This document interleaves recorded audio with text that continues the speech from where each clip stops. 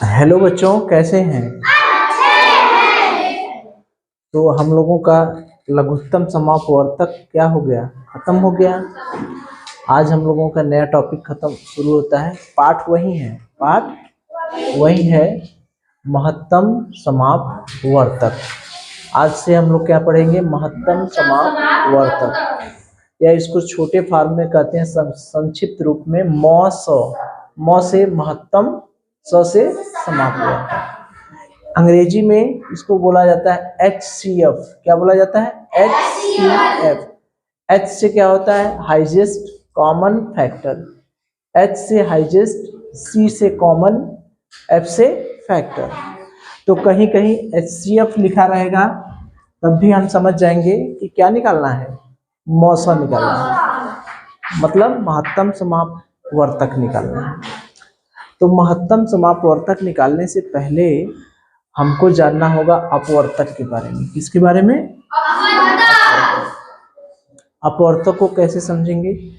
जैसे मान लीजिए 12 गोलियां हैं, उसको 12 समूह में बांटना है। 12 गोलियों को 12 समूह में, या समझ लीजिए कि 12 गोलियों को 12 बच्चों में बांटना है।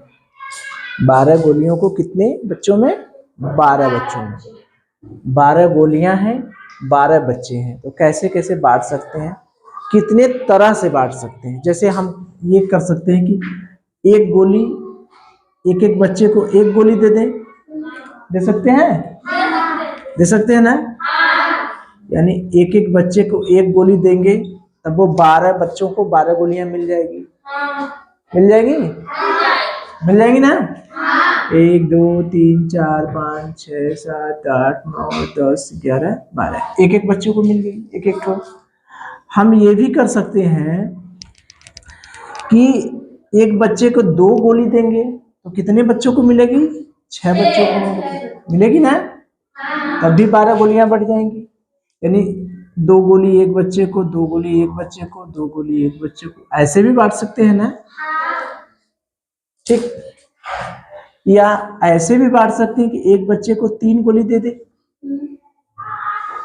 एक बच्चे को 3 गोली दे दे तो कितने बच्चों में बटेगी? 4 बच्चे, 4 बच्चे हो जाएंगे ना? तब भी 12 गोली हो जाएगी। अगर हम एक बच्चे को 4 गोली दे दें, 1 2 3 1 2 3, ऐसे हो जाएगा ना? 4 समूह में बढ़ जाएगी कि नहीं? अगर एक बच्चे को 4 गोली देते तो कितने समूह बनेंगे? 3 समूह। 4 गोली एक बच्चे को देंगे तो 4 तिहाई 12 होता है ना? 5 तो दे नहीं पाएंगे, कट ही नहीं पाएगा।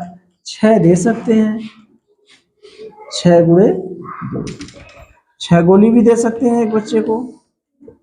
तो कितने समूह बन जाएंगे? 2 समूह। तो हम क्या देखते हैं कि 12 गोली को 12 समूह में बांटना है। ठीक है, 12 गोली को 12 समूह में बांटना है। इस तरह से बांटना है कि उसका समूह बन जाए। एक गोली देंगे तो कितने समूह बनेंगे? 12। 2 गोली देंगे तो कितने समूह बनेंगे? 6 समूह बनेंगे, होंगे। 3 गोली देंगे तो कितने समूह बनेंगे? 4। 4 गोली देंगे तो कितने समूह बनेंगे? 6 गोली देंगे तो कितने समूह बनेंगे? यानी हम ये कह सकते हैं कि 12 को हम जब समूह में बांटना है तो 1 गोली देंगे तब वो बढ़ जाएगी, 2 गोली देंगे तब भी बढ़ जाएगा, 3 गोली देंगे तब भी बढ़ जाएगा, 4 गोली देंगे तब वो बढ़ जाएगा, 5 गोली देंगे, 5 गोली देंगे तो नहीं बढ़ेगा, 6 गोली देंगे तब वो बढ़ जाएगा, 12 गोली देंगे तब पर नहीं बढ़ जाएगा। बढ़ जाएगा?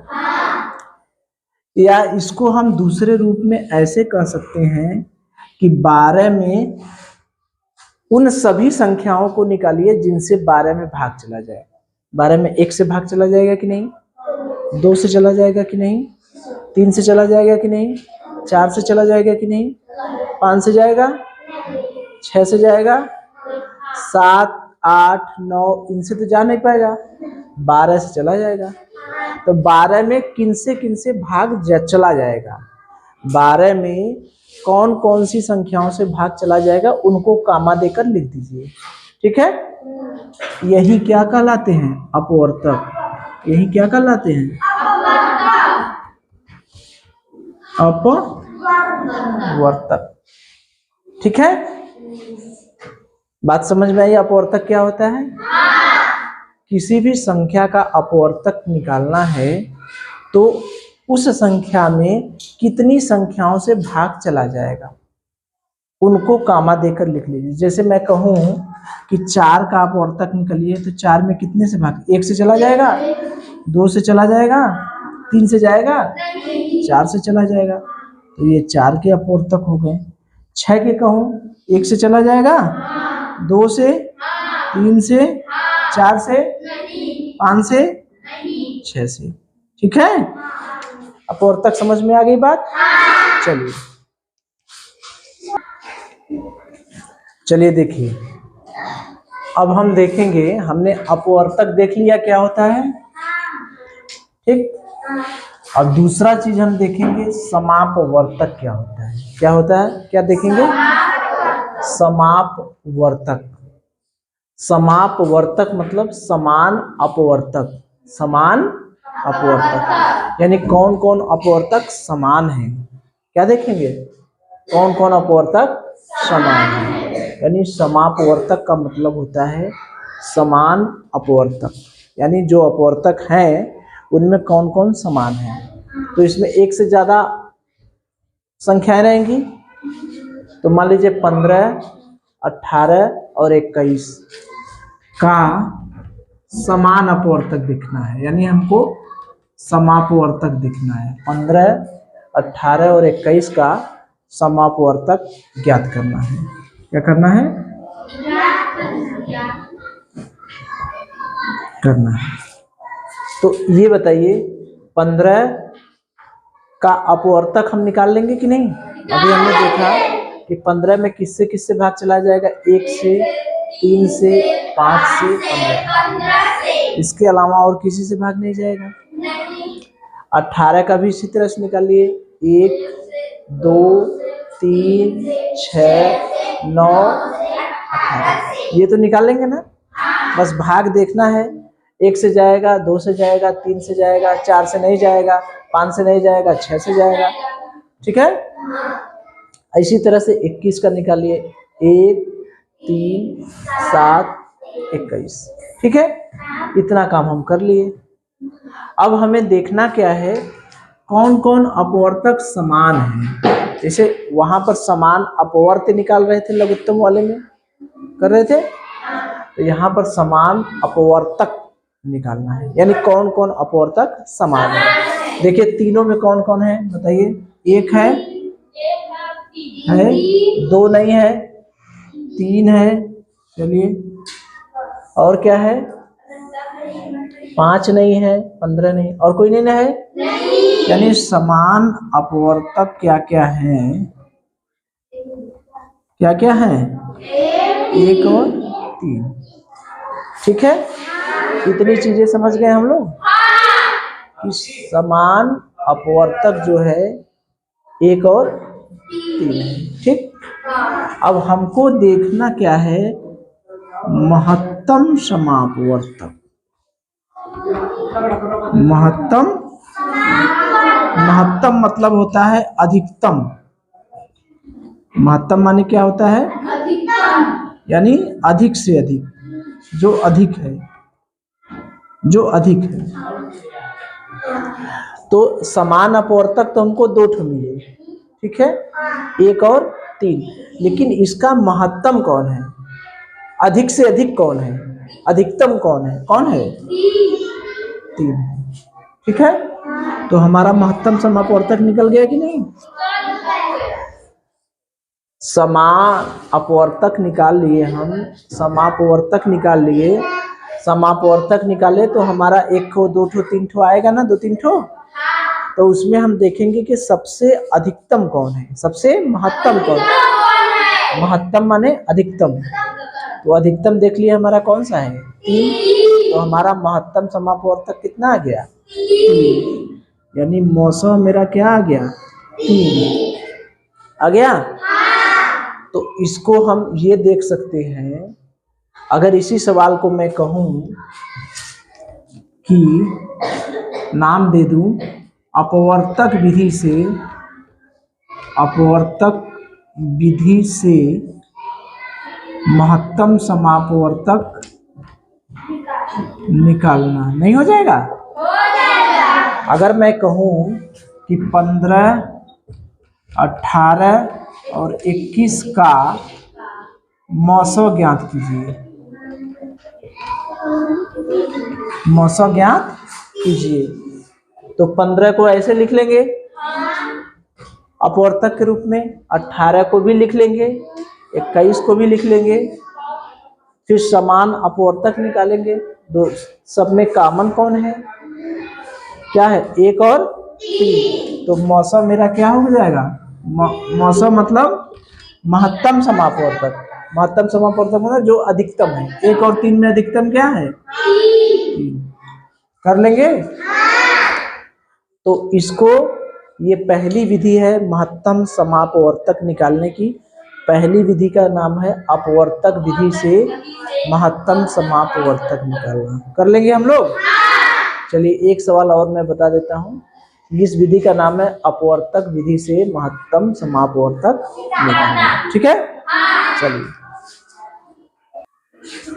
चलिए देखिए, अगर मैं कहूँ कि 36 और 54 का मौसम ज्ञात करिए, किसका 36 और 54, ये प्रश्न हो जाए कि 36 और 54 का मौसम ज्ञात कीजिए, तो अभी तक हम लोग एक ही विधि जान रहे हैं। कौन सी विधि? अपवर्तक विधि। तो उसी विधि से हम लोग निकाल रहे हैं। तो 36 का गुणनखंड कर लेंगे, सॉरी गुणनखंड नहीं, अपवर्तक। अपवर्तक निकाल लेंगे, 1 से चला जाएगा, 2 से चला जाएगा, 3 से चला जाएगा, 4 से चला जाएगा, 6 से चला जाएगा, 9 से चला जाएगा, 12 से चला जाएगा, 18 से चला जाएगा और 36 से भी चला जाएगा। 54 में 1, 2, 3, 6, 9, 18, 27 और 54। अब कुछ लोग कहेंगे गुरुजी 18 तक तो पहाड़ा सही है, मैं भाग देकर पता चल जा रहा है कि 18 दूनी 36, 18 तिया 54, लेकिन 36 का पहाड़ा तो मुझे आता ही नहीं, मैं कैसे चेक करूंगा? 27 का पहाड़ा आता ही नहीं, 54 का पहाड़ा नहीं आता, कैसे चेक करूंगा? तो उसके लिए भी विधि है। क्या विधि है? हम लोगों के पास भाग विधि है 36 का निकालने का। 2, 18 दूनी 36, 2 1 2, 2 8 16 हो गया, फिर 2 9, फिर 3 3, फिर 3, फिर 1, यानी 36 बराबर होता है 2 गुणे 2 गुणे 3 गुणे 3। ठीक है, तो अब 36 में 18 तक तो हम निकाल ही ले रहे हैं, 18 के बाद कैसे पता चलेगा? इसमें हम 2 दूनी 4, ठीक है, और अगर हम मिला दें, इसको मिला दें, तीनों को गुणा कर दें, 2 गुणे 2 गुणे 2 गुणे 2 गुणे 2 गुणे 3 गुणे 3, तो कितना आएगा? 36 आएगा ना। तो किसी संख्या में 36 से तो भाग चला जाएगा, इसमें तो दिक्कत होगी नहीं, नहीं होगी। इसमें 54 से भाग चला जाएगा, 27 गुरुजी कैसे आएगा? कैसे हम पता करेंगे कि 27 से पहाड़ा चला जाएगा? भाई 54 में तो 54 का भाग चली जाएगा, लेकिन 18 का पहाड़ा भी हमें आ रहा है, लेकिन 27 कहाँ से मिलेगा? यही ना सोच रहे हैं कि बड़ी संख्या हो गई तो 27 कहाँ से मिलेगा? तो जब आगे हम पढ़ेंगे तो लघुत्तम समापवर्तक निकालने की सबसे बढ़िया विधि है भाग विधि, जिसे सॉरी महत्तम समापवर्तक निकालने की सबसे बढ़िया विधि है भाग विधि। जैसे हम लोग लघुत्तम निकालते हैं भाग विधि से, उसे महत्तम निकालेंगे। फिलहाल यहाँ के लिए हम लोग देख लें मान लीजिए 54 का गुणनखंड करना है, 2 27, 2 से तो नहीं जाएगा, 3 से, फिर 3 से, फिर 3 से, फिर 1, यानी 54 बराबर हो गया 2 गुणे 3 गुणे 3 गुणे 3। तो ये बताइए, मैं अगर इन तीनों 3 का गुणा कर दूं तो इसे 2 गुणे 27 नहीं लिख सकता हूं? लिख सकता हूं कि नहीं? 3 त्रिक के 9 त्रिक 27, ऐसे नहीं लिख सकते हैं हम इसे? 2 गुणे 9 गुणे 3, 2 गुणे 27 नहीं लिख सकते हैं? यानी 27 को 2 बार गुणा कर देंगे तब वो तो 54 आ जाएगा। इससे ये पता चल गया कि नहीं 27 कैसे आ गया? पता चल गया?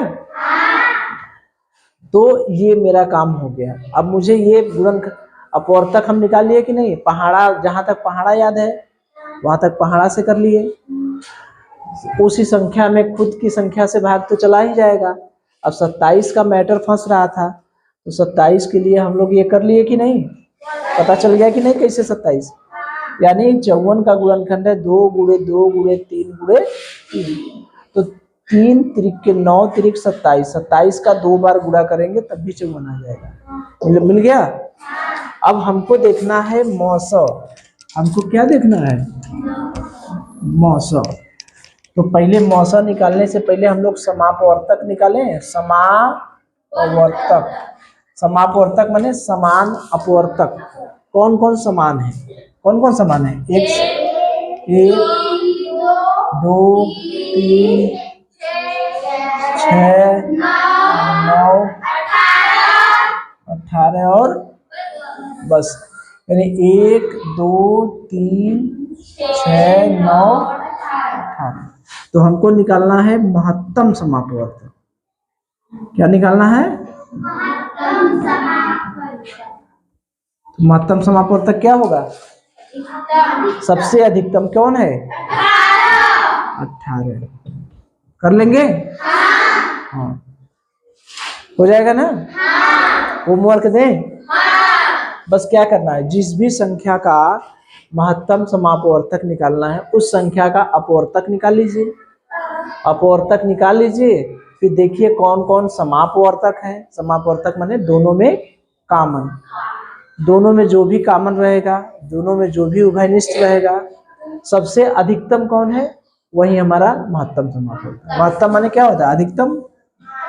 हो जाएगा ना? चलिए होमवर्क दें? चलिए देखिए, ये कुछ होमवर्क हमने दिए हैं। महत्तम समापवर्तक निकालना है, ठीक है? 9 और 15 का, 24 और 40 का, 4 8 और 12 का, 12 18 और 27 का, अगला है 8 20 और 24 का, अगला है 9 और 12 का, अगला है 21 और 28 का, फिर 8वां है 52 और 78 का। तो उसी तरह से अपवर्तक विधि से लगाइएगा, ठीक है? जहां अगर अपवर्तक निकालने में दिक्कत होगी, पहाड़ा नहीं पढ़ पाएंगे, तो हम वो भाग विधि वाले से देख लेंगे, ठीक है? हो जाएगा? बताइए। चलिए, अच्छा।